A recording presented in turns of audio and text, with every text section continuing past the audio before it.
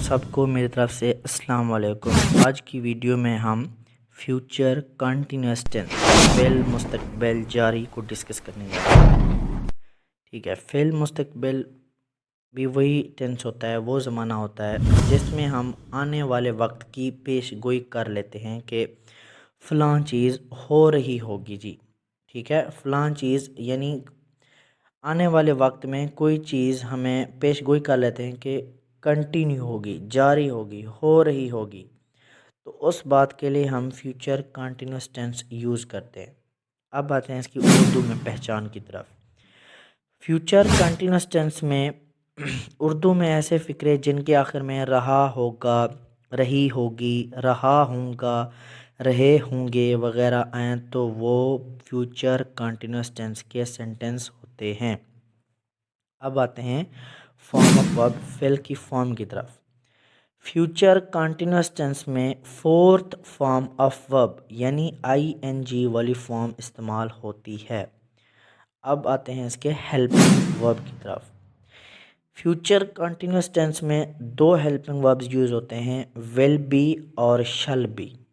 ठीक है, अब उसमें जो रिस्ट्रिक्शंस थी वो हमने फ्यूचर इंडेफिनिट टेंस में डिस्कस की थी, यानी आई और वुई के साथ शल भी लगेगा, बाकी तमाम सब्जेक्ट के साथ हम विल बी का इजाफा करेंगे। अब आते हैं फॉर्मेशन ऑफ सेंटेंसेस की तरफ। नंबर 1 पे आता है पॉजिटिव सेंटेंस। पॉजिटिव सेंटेंस उससे पहले हम डिस्कस कर लेते हैं जर्नल स्ट्रक्चर को। इसका जर्नल स्ट्रक्चर है सब्जेक्ट प्लस विल बी या शल B plus fourth form of verb plus object, ये है इसका जर्नल स्ट्रक्चर।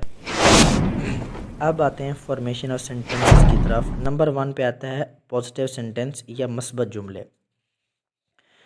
इसका इसका जो जर्नल स्ट्रक्चर है वो है सब्जेक्ट प्लस विल बी या शल B plus fourth form of verb plus object. For example, लड़का पतंग उड़ा रहा होगा, the boy will be flying the the boy will be flying the kite, लड़का पतंग उड़ा रहा होगा। ठीक है, अब आते हैं इसके नेगेटिव सेंटेंस की तरफ।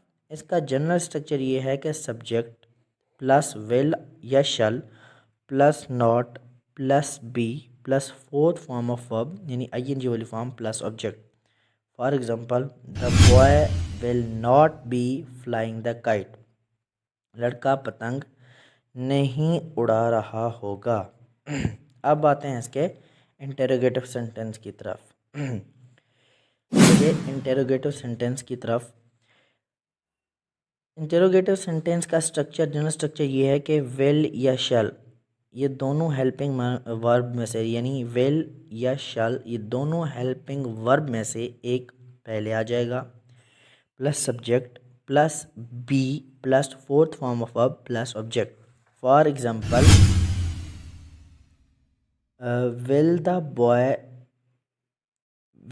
Will the boy be flying the kite, will the boy be flying the kite, क्या लड़का पतंग उड़ा रहा होगा। तो ये है इसका इंटेरोगेटिव सेंटेंस बनाने का तरीका। ये था हमारा आज का लेक्चर फ्यूचर कंटिन्यूस टेंस। आखिर में मेरी तमाम लोगों से रिक्वेस्ट है कि मेरे चैनल को सब्सक्राइब करें, लाइक्स करें, कमेंट्स करें। किसी भी किस्म का इशू है तो आप कमेंट सेक्शन में पूछ सकते हैं। Thank you so much all of you.